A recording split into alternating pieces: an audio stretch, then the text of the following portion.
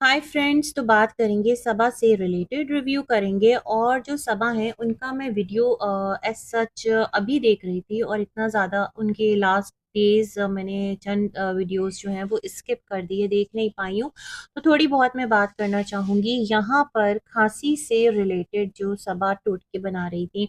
और जो सनी कह रहे थे कि ये भी कहा जाता है कि कुत्ते को रोटी डाल दो तो खांसी दूर हो जाएगी, तो मैं तो हैरान रह गई। हाँ, जो दीगर चीज़ें हैं जो थोड़ा सा एक होम रेमेडी की तरफ जाती है वो समझ में आता है, जिस तरह वो शहद और अदरक, काली मिर्च, ये तमाम तर चीज़ें यूज़ कर रही थी। और कोई कहता है अमरूद को भून दो, कोई कहता है ये कर दो वो कर दो, ये तमाम तर बातें उनके व्लॉग्स में थी। अच्छा, अब क्या है, जो सबा है उन्होंने अपने जो इन लॉज हैं उनको भी मौदाहा से यहाँ बुला लिया है और वो भी आ गए हैं, क्योंकि जो सबा की एक व्लॉगिंग है, मुझे ऐसा लगता है जिस तरह लोग जो है ना वो सबा के साथ जुड़े तमाम तर रिश्तों को देखना चाहते हैं।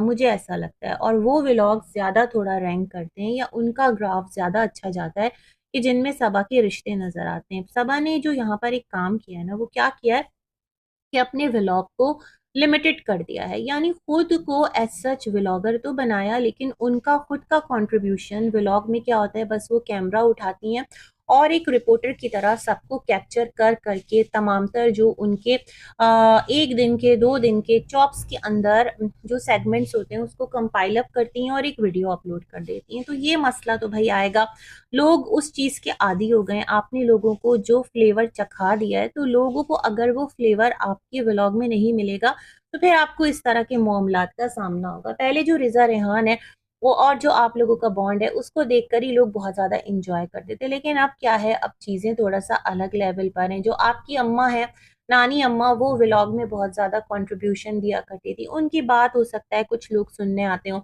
होता है भाई, लोग इंजॉय करते हैं।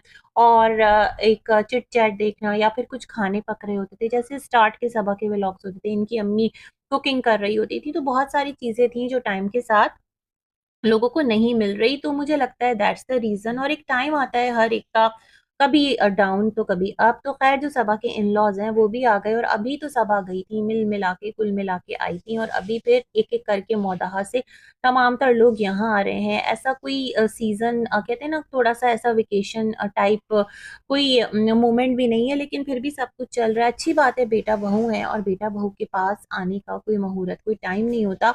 और क्या पता कि सबा ने बुलवाया हो या फिर अम्मा अब्बा को खुद ही याद आ गई हो। ज्यादा चांसेस तो ये हैं कि जो सबा हैं उन्होंने बुलाया है, क्योंकि चीजें जो हैं थोड़ा ऑडियंस को देखने में अच्छा लगे, थोड़ा कंटेंट मिले। भाई, आपके मिलियंस में सब्सक्राइबर हैं, आपके मिलियन और 1.5-2 मिलियन तक आपके व्यूज भी आ जाया करते थे। आप एक दिन दो दिन स्किप करके व्लॉग डाला करते थे, लेकिन लास्ट डे से थोड़ा कुछ कमी थी, लेकिन अब वो थोड़ा थोड़ा करके दोबारा से ट्रैक पर आ रहा है। सबा ने एक फ्लैट लिया है और ये देख रहे थे कि भाई अम्मी पापा के लिए लिया है। खैर जी, अम्मी पापा के लिए क्या लेंगी, अच्छी बात है। स्मार्ट लेडी अपना जो पैसा है जो अर्न कर रही है उसको इन्वेस्ट करी, क्योंकि शी नोज कि एवरी टाइम जो वक्त और हालात हैं वो एक से नहीं रहते। तो जो टाइम है उसमें कमा लो, अच्छी बात है कि आप कमा रहे हैं और आप इन्वेस्ट कर रहे हैं। मुझे तो ऐसा लगता है ये जो दो फ्लैट्स लिए गए हैं साथ साथ, बिल्कुल सबा के फ्लैट के साथ एक और फ्लैट है और एक कॉमन वॉल है, या एक वॉल उसमें